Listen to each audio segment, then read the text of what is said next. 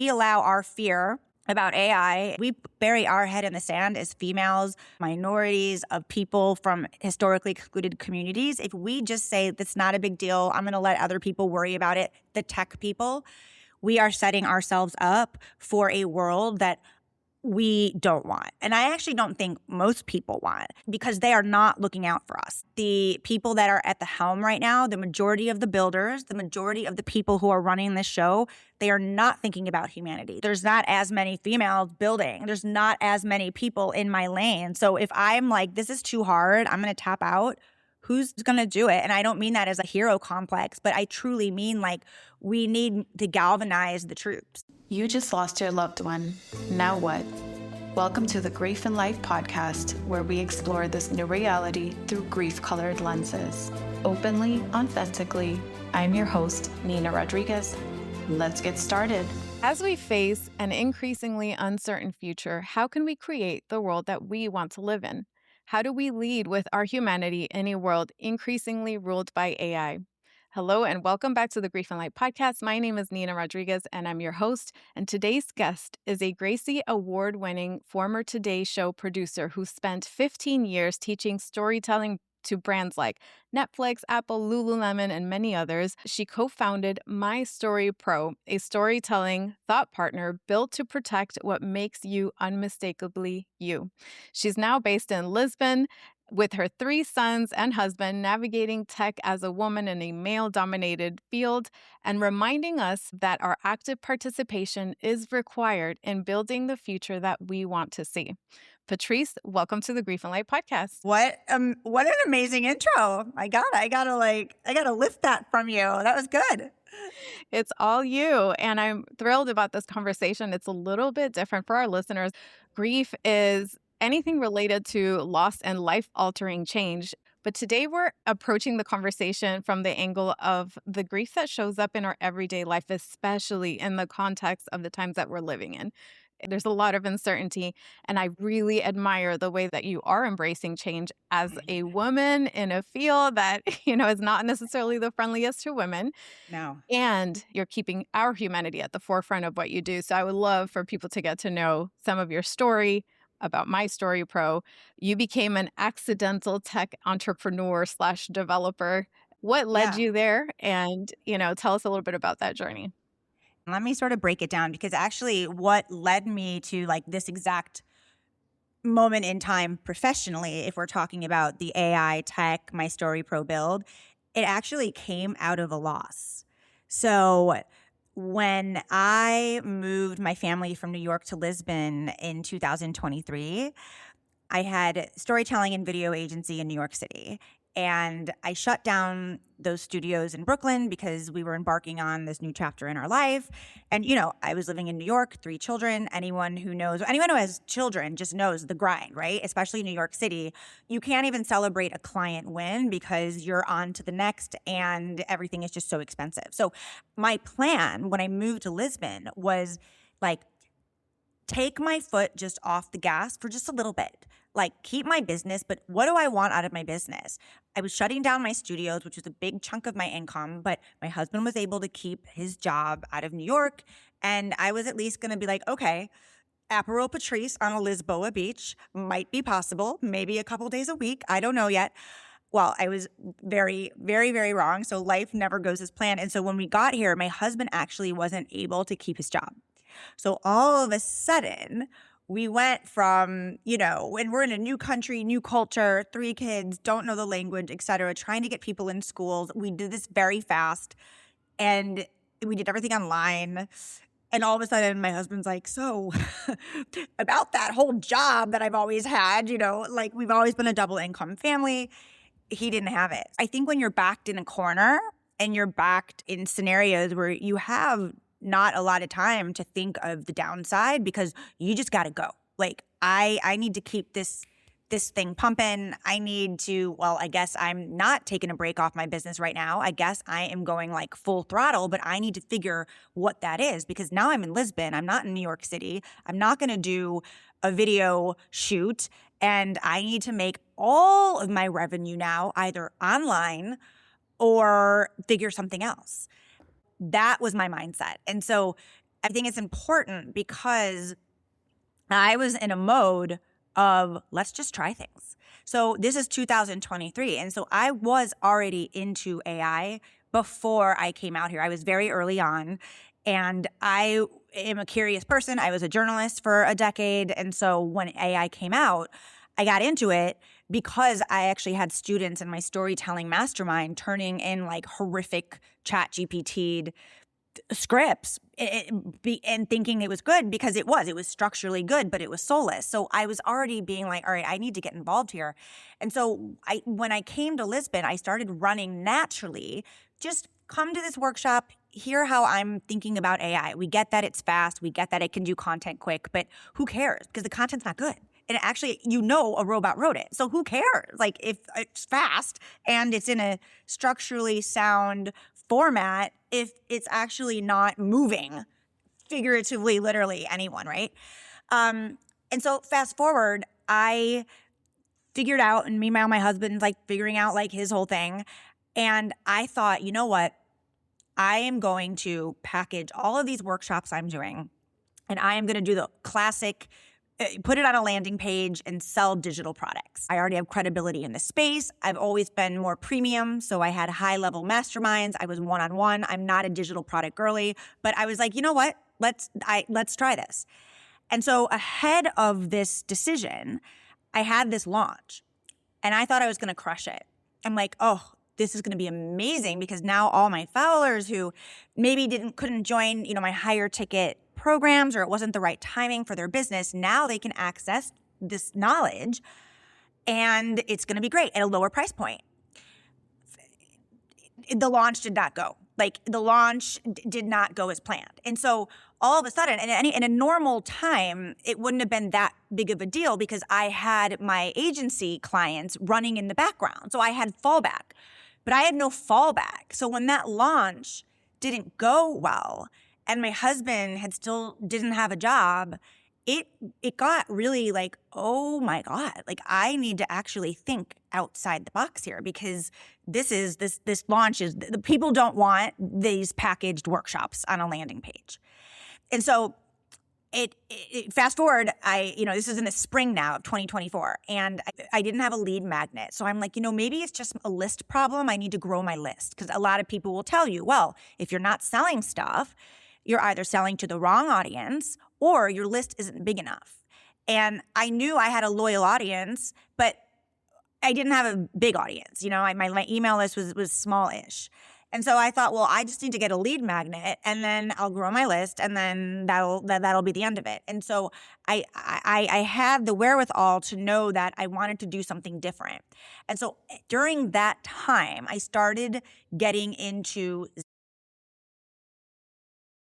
Zapier. So I don't know how familiar. Okay, so for those of you listening, Zapier, back in the top of 2024, it was sort of revolutionary, and you can connect. It's an AI, basically API connective tool, and so I was playing around with it, and me and my business operations business girl in my business, who's now my co-founder, we were experimenting with this bot. We're like, let's make a bot that's a storytelling bot, and they give me their email. I ask them some questions because I was a producer for a decade. So I know the cadence of questions on how to sort of get someone to give you the real answer, right? Not the surface, right? As a journalist and a producer in the field, I couldn't go back to the Today Show with a surface level story, but I was on a deadline. So I had to learn really quickly how to structure the cadence of an interview, and you can't skip. You can't just go to question 9, and the good answers are always on, as as an interview with a podcast. The beginning of most podcasts are like, all right, the good stuff, I guarantee you, with most of your guests lies in the last 10 minutes of the interview. But you cannot start in the last 10 minutes of your interview. You just can't, right? People need to get rid of their veneer. People need to feel safe with you. People need to feel like, okay, this is a conversation. And so I know that. And so when I was creating this bot, it was all this methodology and IP into this bot. This was not a product. This was just a cute little carrot to get emails so then I could lead people down to my programs that I thought I wasn't selling before because I needed new people. And so I released this bot, and I've never experienced anything like this in my business. People went mental. And I was getting all these emails like, what is this? Like, and I had thousands of new people. And I'm like, this is amazing. I'm going to they're going to buy all my programs. Not one person went down my beautiful funnel, that I made with emails. No one. They all wanted this free bot, but it wasn't a product.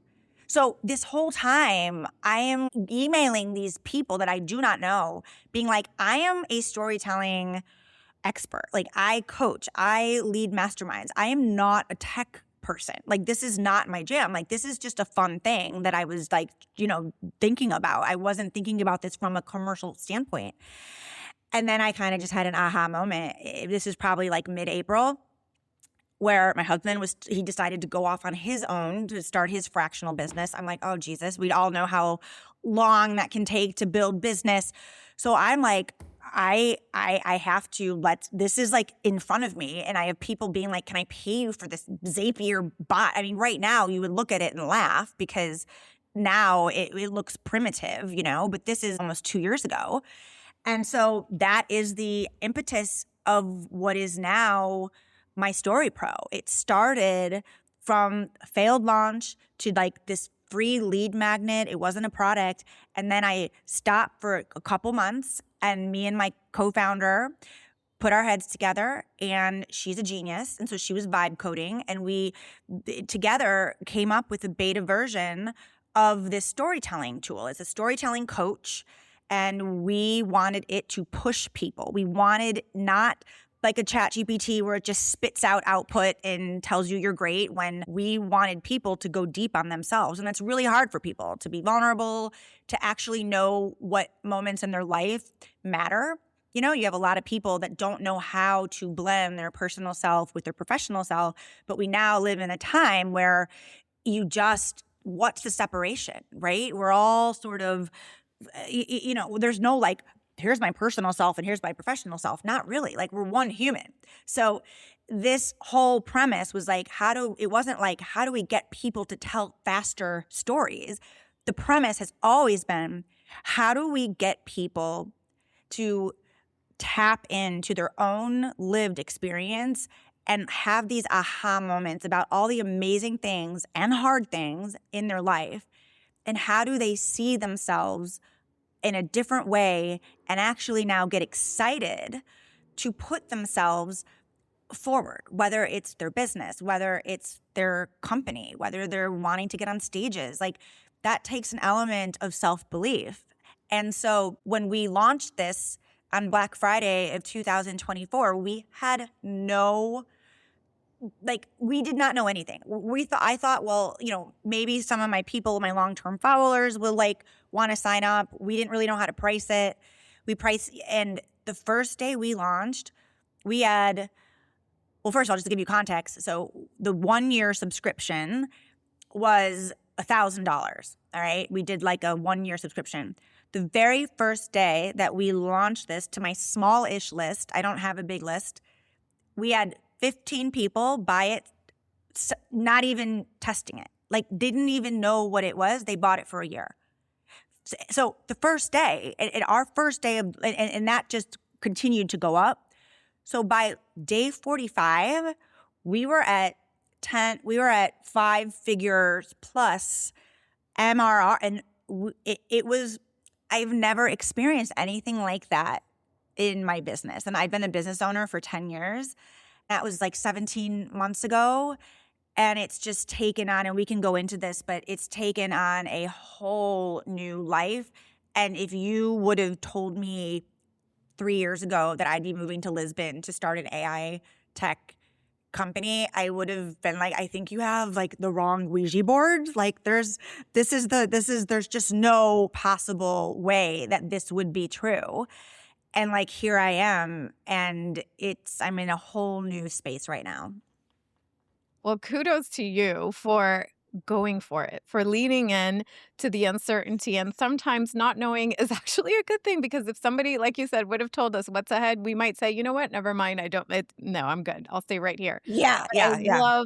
I love how you embrace all of it. Sounds like your husband, your kids, you have 3 kids. And I say that because most people cannot even fathom moving states and uprooting. So just saying, you know what, we're going to lean into this change, whatever happens. The fact that you had your husband's job, shift during that time, and you had to just figure it out. You just have to figure it out. I saw this growth on LinkedIn because I'd followed you for a few years, and I know that 2023 in tech is like a decade, but 2023 to everybody else is just yesterday. So you've done quite a bit in that amount of time. I love how you understood that the initial, I guess, idea wasn't quite working the way you thought it would. And then you saw the opportunity and you just went for it. So for somebody who is hesitant about change, I speak with people nervous about how AI may actually work against us. So what would you say to somebody who's apprehensive, worried, concerned, all the things, especially women? Yeah. So this is sort of like a two-pronged question in my mind. So the first thing that came up for me, so I need to probably unpack this more in therapy, but I have always been particularly morbid. I've always been very aware of mortality. Like I remember when, like one of my earliest memories, and I'll just do a really quick story here, is when I was on the Girl Scout, I was in Brownies, and we had to go sing Christmas carols at the senior home. I was in kindergarten, so I was 5 years old, and I was on the front row, and I remember we were singing Little Drummer Boy, and I remember locking eyes with this man in the front row. I could still cry thinking about it. Like I just started weeping. So I stood there and I couldn't stop crying, and I'm singing carols, and my teacher, the Brownie troop leader, had to like get me off, and I was inconsolable. When I reflect on that moment, I saw like this man, like his eyes, like he was just like the end of his life. We were so young. It's like I got it at 5, you know what I mean? So I always feel like I've always had this drive in me that has come from this place where I know that this is not finite. And so I think when you operate from that space, I mean, my 18th birthday, my parents threw a surprise party. I was hysterical, and everyone's like, "Why are you crying?" I'm like, "I'm 18. Like, I'm old. Like, it's like I am almost at 20. Like, I might as well be 100. I mean, it's like not okay." But I do think that there is something about when you realize that you don't know your time and you don't know how much time you are going to have, things become less scary. It become like, well, who cares? Like, who actually cares about trying something or moving to a foreign country when your kids are school aged? It was just a total whim. It becomes less scary when you think that, like, I want to really maximize the gift of time that I have on the planet. And I know that sounds very Pollyanna, and I am not always thinking like that, like, oh, I'm alive and I'm just grateful. No, like not every single day, but if I actually zoom out, that drives me. So number one, that. Number two, for people who are afraid to like do things in their life, like, no, just do it. You just do not know. The second thing I have to say, and this is only since I've been in this space, that I have gotten way more fierce. I did not understand truly until I've done this, the impact when you always hear like females in tech, or, oh, females need to get into STEM. It almost feels like this kitschy slogan that doesn't really mean anything. Like, well, what does that mean? Or, you kind of hear all these words of like, oh, females have a hard time in tech and all this stuff. It just never really resonated with me because I was never part of that world.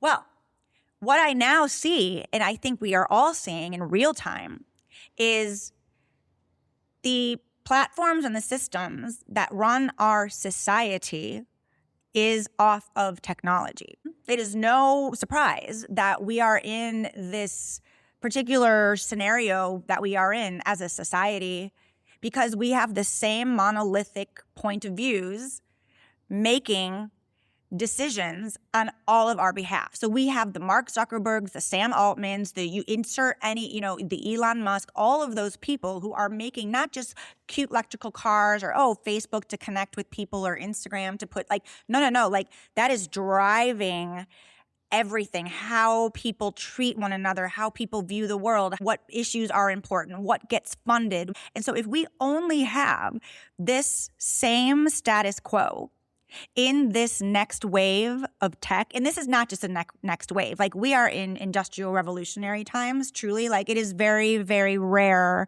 in history where you know that you are in one of those chapter books when you're a kid in history and you're learning about like the printing press or the industrial revolution or, the frontier when we staked white flags in land in the West. Like we are living through that right now, like we're in it. And so if we allow our fear about AI and robots and tech and all of that stuff, if we bury our head in the sand as females, of minorities, of people from historically excluded communities, if we just say that's not a big deal, I'm going to let other people worry about it, the tech people, we are setting ourselves up for a world that we don't want. And I actually don't think most people want, because they are not looking out for us. The people that are at the helm right now, the majority of the builders, the majority of the people who are running this show, they are not thinking about humanity. They are not thinking about preservation of thought. They are thinking, we don't want to beat China, or we can't let China beat us, whatever that is. We want to extract as, much money and dollars as possible. They're not coming at the world from our lived experiences of all those people that I had just listed. So it doesn't matter if you're a little scared, you can still be scared and still choose to have agency and be at minimum a little proficient, and at best building, and more than that, or getting involved with that, because guess what? Other people will make decisions on your behalf that will affect you anyway, and your children and your children's children. So we need to get involved in a big way. And I am so serious about this because I'm raising money right now, and all the rumors are true. It is definitely hard. I just keep motivated when I think about, oh my God, if I don't do this, because there's not as many females building. There's not as many people in my lane. So if I'm like, this is too hard, I'm going to tap out, who's going to do it? And I don't mean that as like a hero complex, but I truly mean like we need to galvanize the troops, Thank you so much for that perspective. So important, resonates so much. If we are not active participants in the change, then the change is going to happen regardless, and the infrastructure is being built by people who do not have our best interest in mind. So we have to get in there. I heard in your social media, I'm going to try to quote it here, but you said, if we are eroding the population's ability to think, reason, to trust our judgment and our intuition, all of these abilities that make us human, if we are actively eroding that at a rapid pace, are we raising a bunch of psychopaths? And you could argue that like we are designing a culture for that type of mind, like almost psychopathic. What do you mean by that? Please elaborate. Yeah, I know. My co-founder thought I should my co-founder is like, we are so opposite. She is like this German, first of all, right? I attract a lot of Germans in my life. Like my video partner in New York was German. Like I just feel like, she's like, she needs a German in her life to literally keep the chaos like in a lane. Yeah. So but she's a German. She lives in Chile now. And her brain is, I always joke her brain needs to be studied in a lab, because I think it does. But when I was having this conversation with her, she's like, okay. I mean, first of all, I get it. The clinical definition of a psychopath, like you don't learn to be a psychopath. You are born that way. It's a neurological disorder. However, my point is that right now, the way that people are using AI, by and large, most people are not using AI as like, I'm going to have this thought partner, or I'm going to use it as like my really smart friend to help me think through this point. Most people are using it to do work faster, or because I don't know what I think. Let me ask AI what I think, and it'll tell me something that sounds really nice and it sounds really smart. So sure, I guess I think that too. And so my point is, if you are not teaching people behaviorally how to think about their interactions with AI in a different way, then you really are shortcutting these critical thinking skills as human beings that make us human. The ability to reason, the ability to actually think about some stuff in our past and to be able to go, actually, I remember when XYZ happened to me, so I don't agree with that because of this and this and that. But what happens is that we're starting to outsource, and actually this is affecting some of the most advanced users, but they're outsourcing so much of that now because now everyone's working more, not less. And they've done all these studies. Harvard just came out with a big study last year that, yeah, there's certain functions that AI is not good at, but people are relying on AI to do that. Therefore, you start to trust yourself less. You start to have less intuition. That gut spidey sense feeling starts to go a little bit. And to be honest with you, we don't know what that looks like because this is still early days. No one knows the ending of this. No one actually knows what does the society look like when people are eroding critical parts of thought process and judgment. What does that look like when we're teaching our young people, oh, you can just chat GPT it. Don't worry about it. Like, look, human beings are adaptable. So I have no doubt that if we're stunting that, there's other things that are going to emerge that we don't even know yet. But even so, what does that look like if over time that really is like a dulled, it's like a dulled trait, which I think most people would tend to agree that empathy and judgment and human reasoning, those are the things that make us human. That's what makes us a special species versus a robot. So it's like we're teaching our other humans to be more robot now, you know? Yeah. And it's redefining the value of what it means to be a human now and in the long term. And like you said, whatever muscle we don't exercise, and a lot of that is reasoning, our ability to put new data into historical context. If we outsource that, and in the context of grief, AI companies are trying to help you get rid of grief by creating like an avatar version of your person so you could have continued bonds, all the things. There's ethical and moral, issues with a lot of that. Right. Consent, your sanity, like where do we blur the lines a little too much? So these are, existential questions, if you will, that will be defined as time goes by.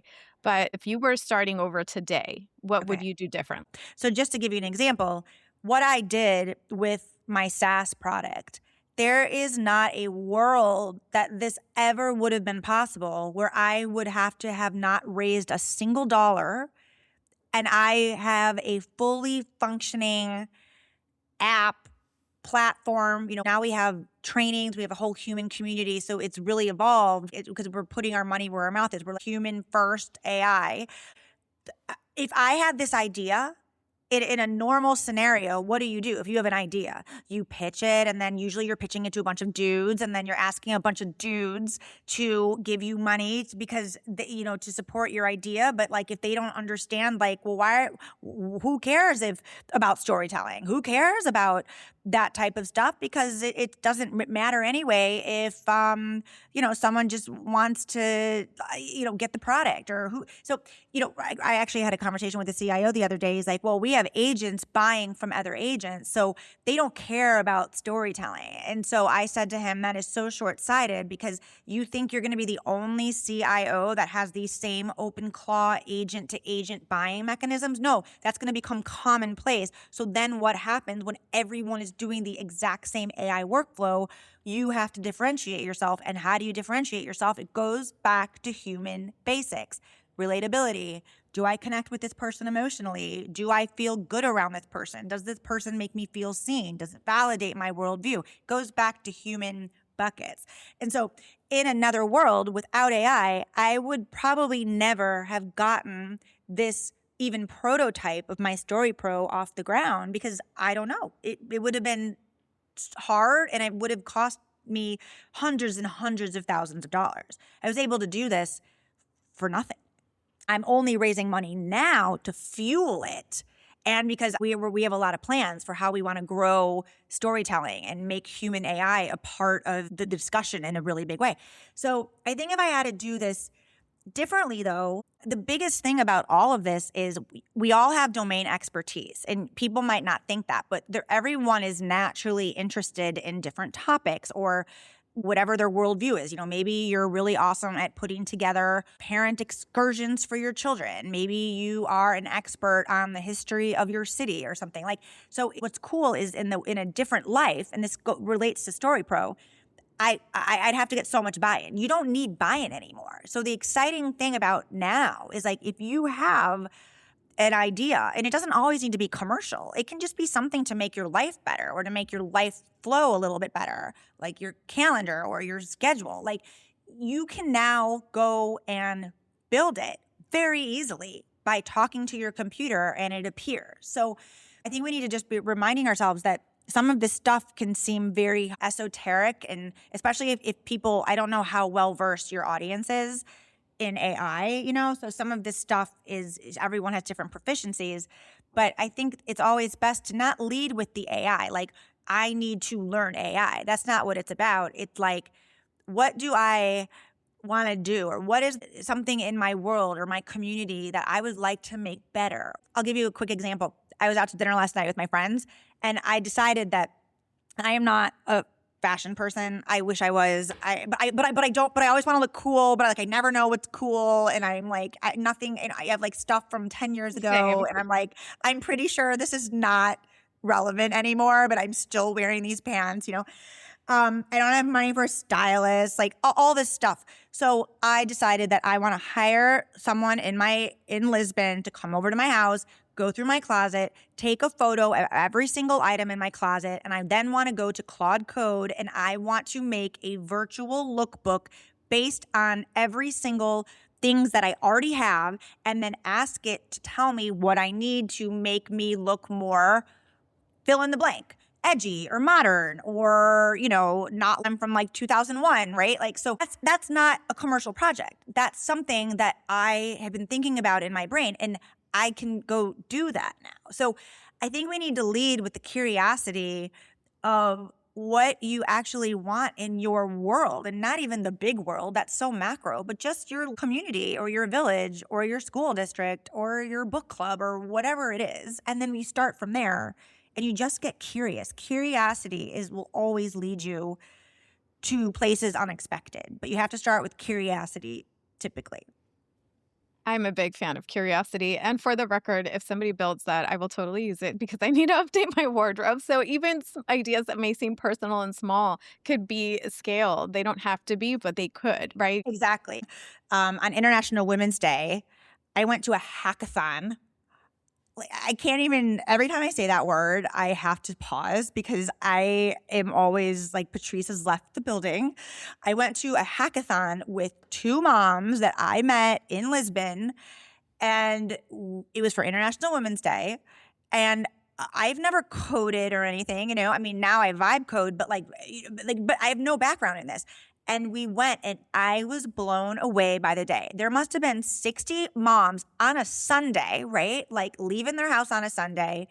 And we all sat there and we all built ideas, and it was no pressure and it was fun. And then at the end of the day, people presented stuff that they made in a couple of hours. I mean, it was almost emotional, watching all these woman after woman, and people that might not have had opportunities or platforms or voices to make what they want to make, but having to explain this is what I'm passionate about. One woman was an American and was really passionate about teaching Americans Portuguese and wanting Americans to assimilate more into the culture, but she was finding really hard finding teachers that weren't overly formal. So she decided to make a really fun game, and she did this whole thing, and I was just oh my God, I would use that. So it's just really amazing when you kind of break open the ceiling of belief. Now we do have tools that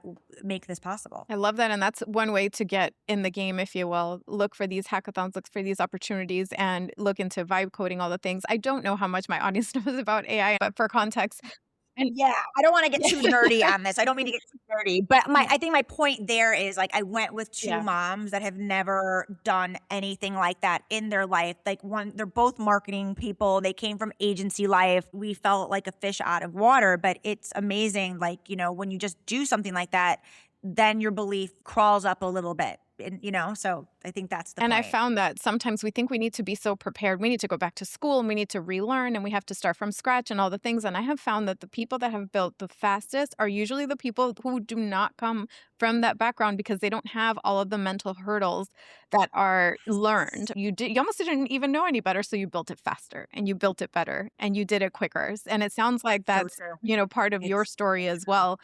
And, I want to be mindful of time. So I want to give the audience an idea of why storytelling is so important in today's context. I have Claude, I have Yeah. ChatGPT, I have Perplexity, I have all these other Yeah. things.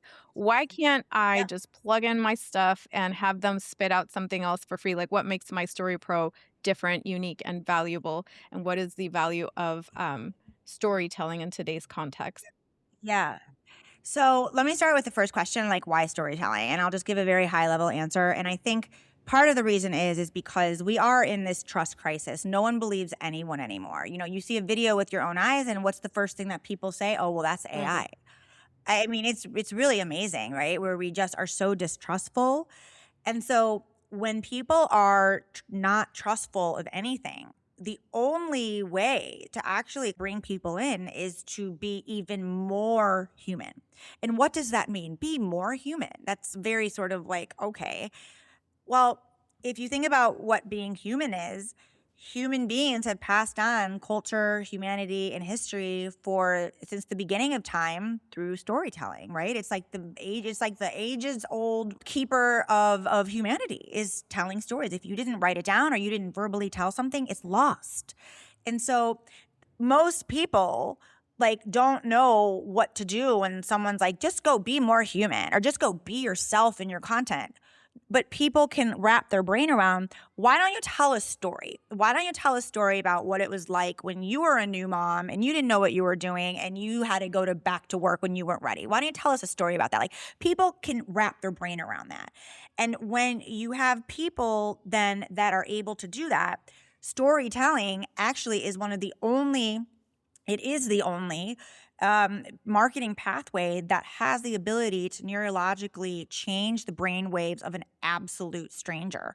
Like, that's insane. And so storytelling is even more important now because of the backdrop of AI.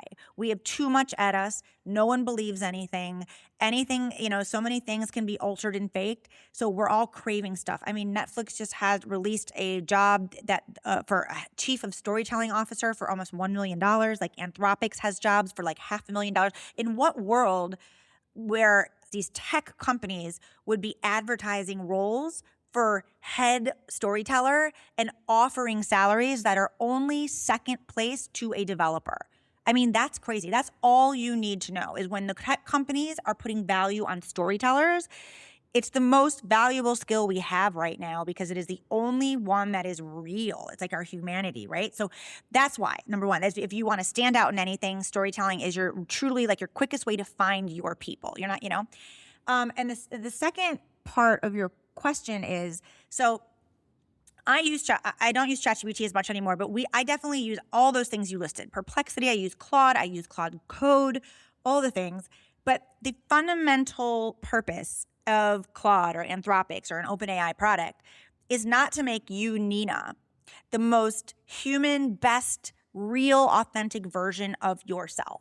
Its intention is not to actually give you friction and push back on some of your answers and say, you know what? I think you're staying surface level with me. I think we can go deeper here because then you're going to be very surface level.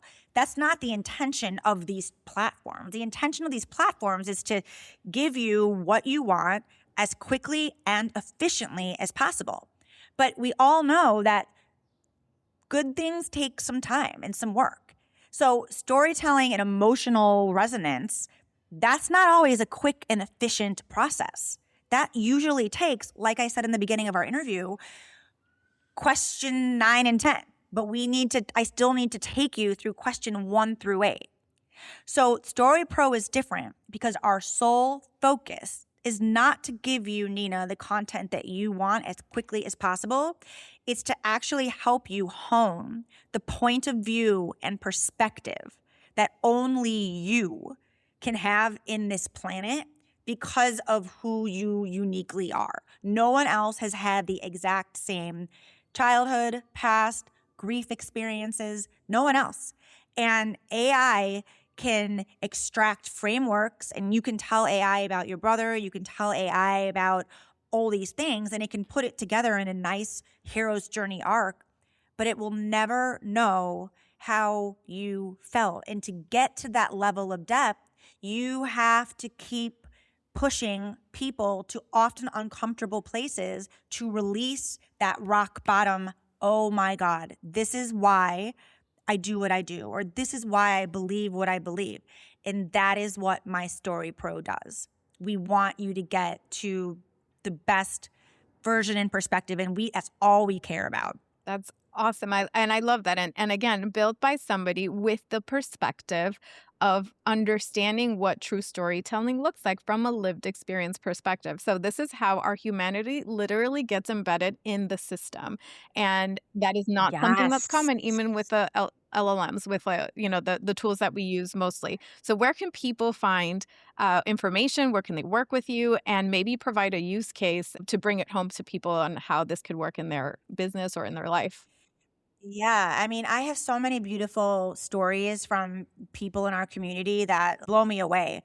Actually, I know this is a grief podcast, but one of our users just messaged me the other day, and she's just like, I can't stop crying because she, had cancer and she's cancer free right now, but it's very hard for her to talk about that. She's not through it emotionally yet, but it's holding her back because she's still sort of living in this time when she was a cancer patient. And so she's like unable to further herself in her career. She feels stuck.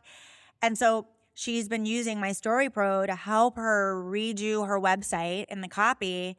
And she said no copywriter has ever been able to nail what she feels in her soul.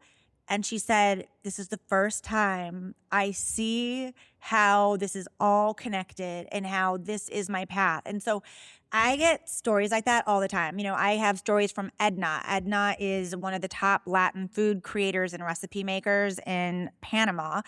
And she just won a 6-figure prize affiliated with YouTube to start another channel, and she used my Story Pro from start to finish, from the application to scripting her video to answering interview to helping her train, because again, it's about getting someone to this deep, like, you cannot mess with someone who knows why they do what they do.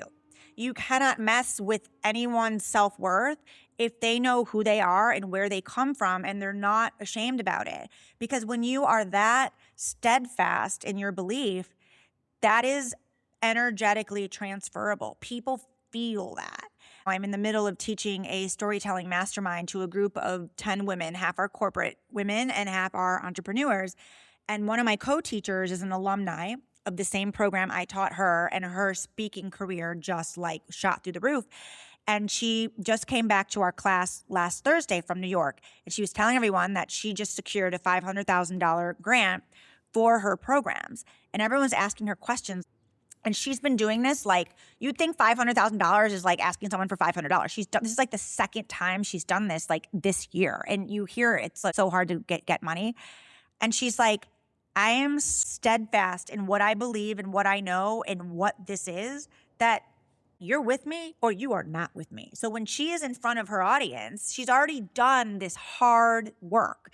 And that is the hard work. People are skipping that input work, right? They want to go straight to just give me the output, give me the nice keynote, give me the nice one-sheeter that sounds really nice.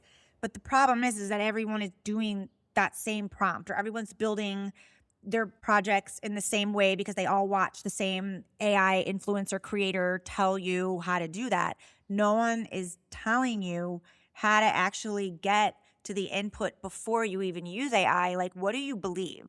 So the biggest way to find me is my Instagram. It's Patrice Poltzer. And in my link in bio, I have, a lot of stuff about my Story Pro, but also my StoryPro.ai.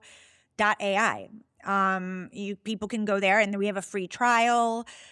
We also have monthly workshops and classes. So we teach people how to build relevant AI as it relates to what people need to know. So we're doing a Claude Code Camp in about a month.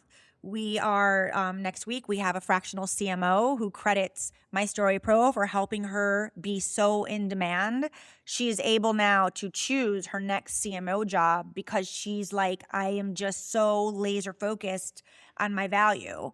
She's going to come and talk about marketing trends as a fractional worker. We had a former Target VP, who's one of the youngest VPs in Target in history, start using My Story Pro when she was trying to launch her own business after being in corporate for a decade, and that's a very different brain space.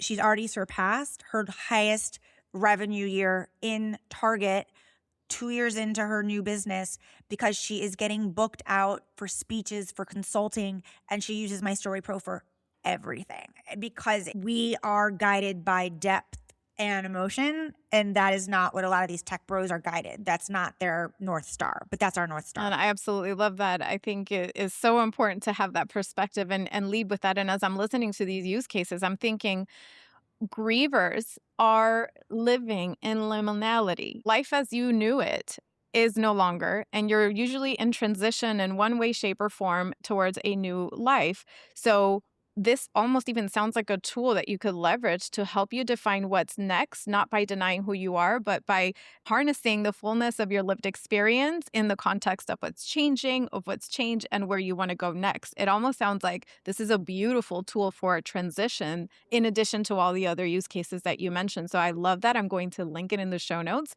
And we're at the end here. I could talk to you about so many things, and there's actually more things. I might do a part 2 or some other collab, but I do want to. We can do a part 2. I want to give you the floor for 2 things. One, to add anything else that you maybe want included in this conversation and we didn't touch on.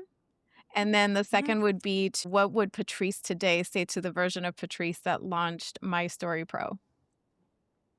Yeah.